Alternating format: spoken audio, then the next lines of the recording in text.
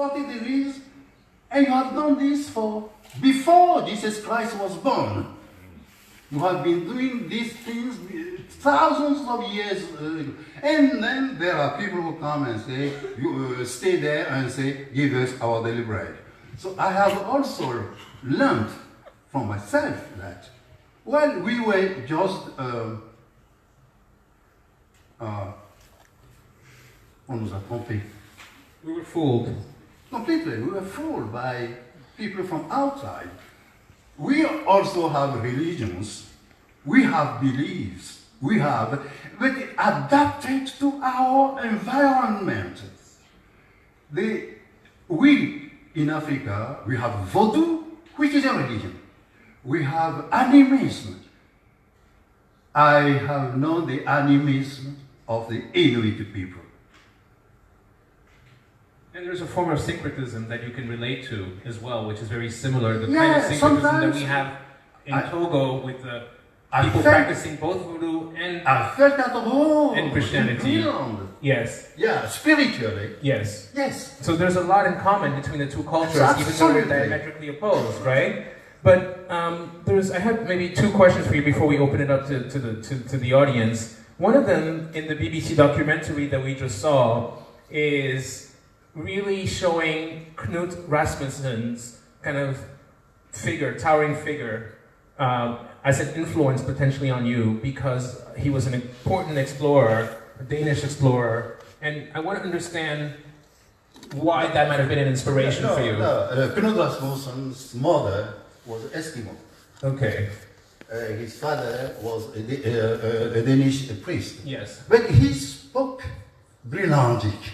Yes. And not only Greenlandic, but Knut Rasmussen traveled from Greenland to Alaska and to Canada and met different tribes.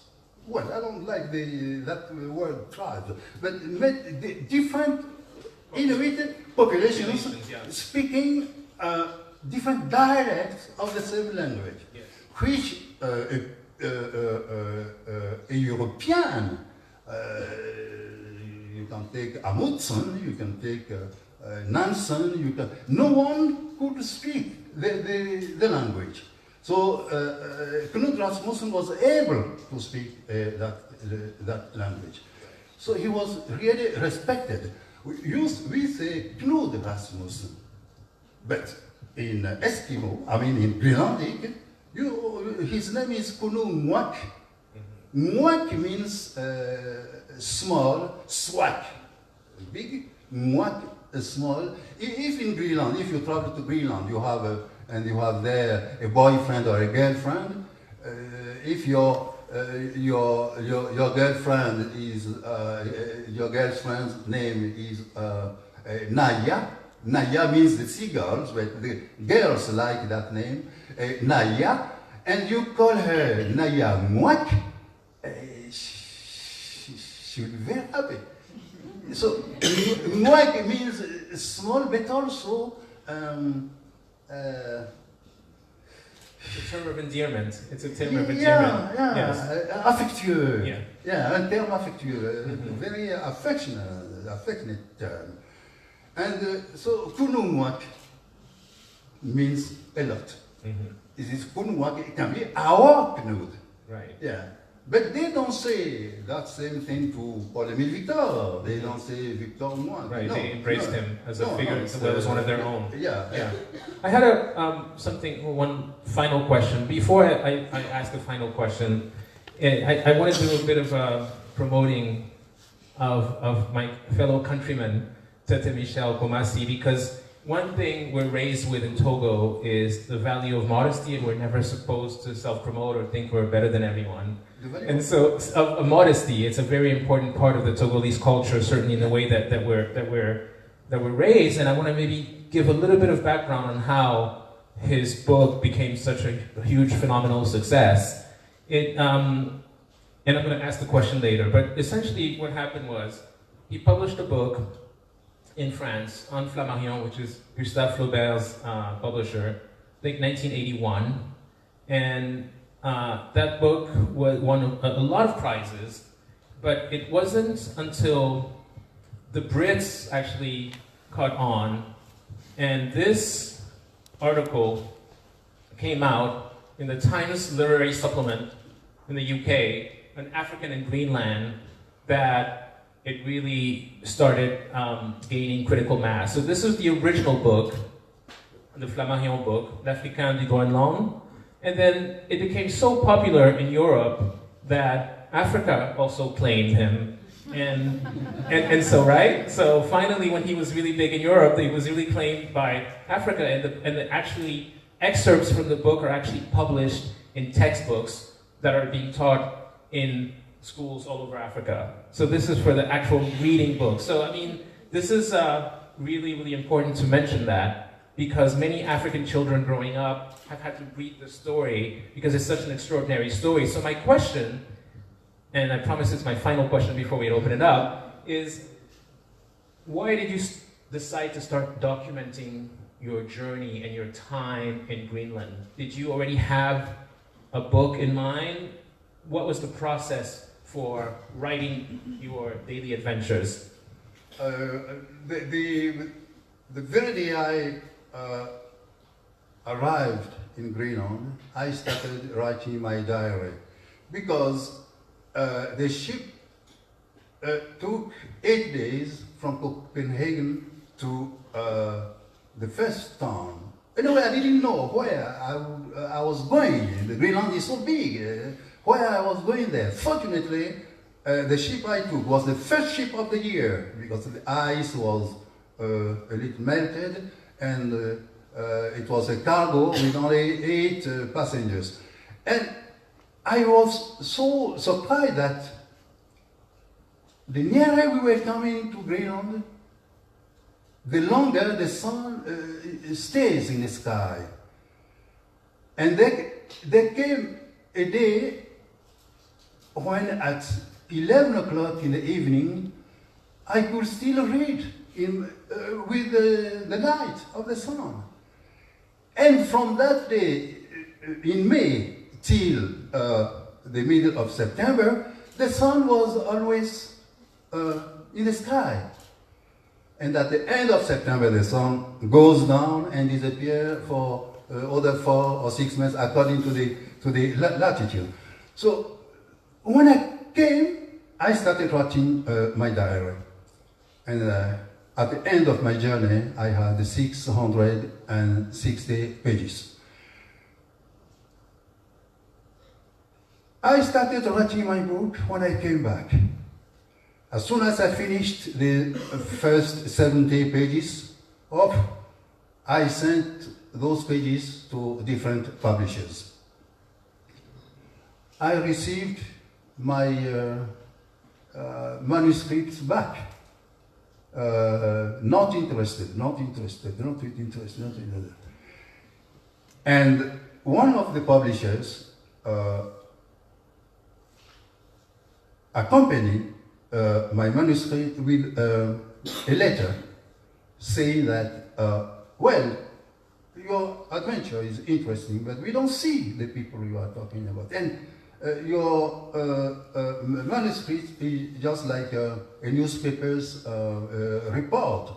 So you don't creuser, you don't dig. I mean, the encounters, the people, I put that letter on the wall above my writing table. For 6 months, every morning I read that letter. So what do they mean? That they don't see the people. The man's name is Akaluk. I must say Akaluk. I can see him, but why they don't see him? And then one morning, I understood finally the meaning of that letter. Flammarion wrote me that letter. So I started rewriting my book. It took me 5 long years. The 70 pages became 600 pages. each line of the first manuscript became a chapter.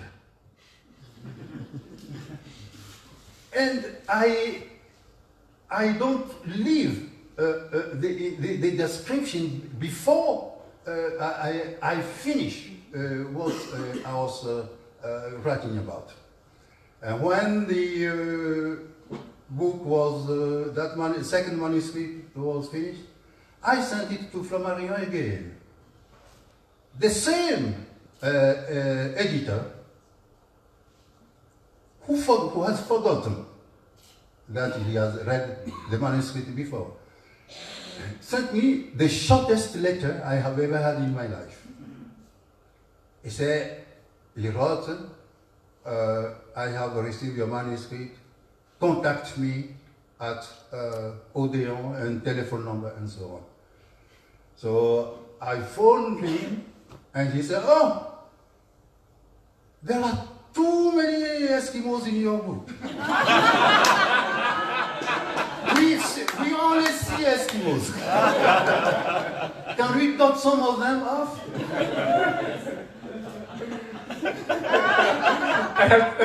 So he gave me an appointment.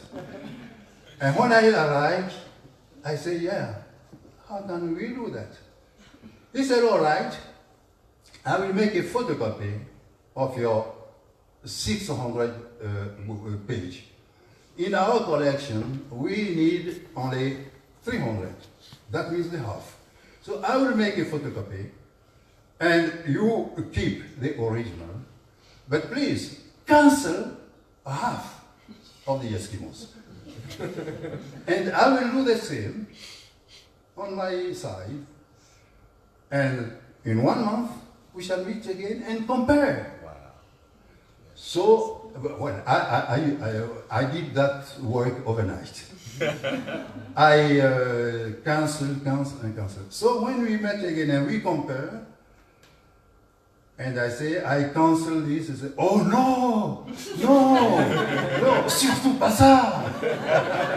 No, keep that, keep that, it is so interesting, it is so, I wanted to cancel the first 50 pages about Africa, because in my mind, Africa has nothing to do with that journey.